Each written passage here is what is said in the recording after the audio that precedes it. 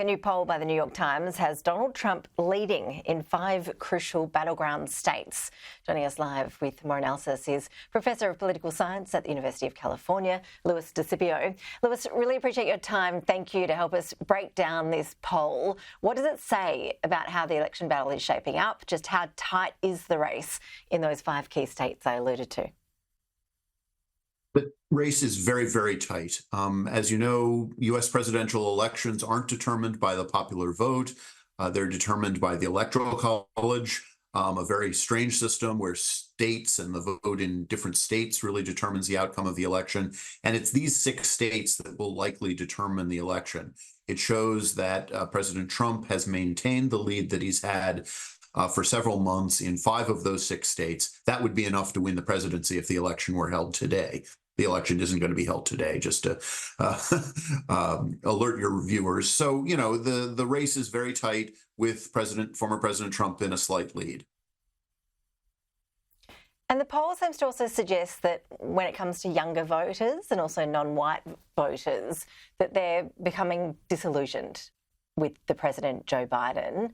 Why is that? Do those numbers stand out to you?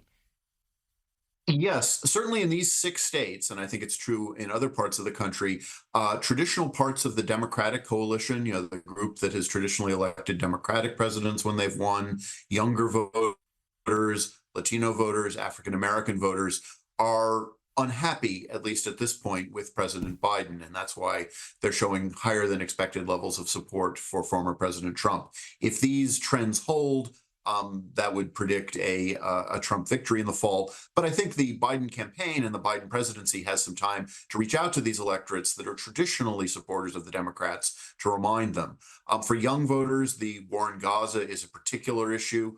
And that's one that's going to be particularly challenging for President Biden to rectify between now and the election. I think with African-American voters and Latino voters, the traditional message of the Democratic Party will be effective, at least in winning some of them back to supporting the Democrats.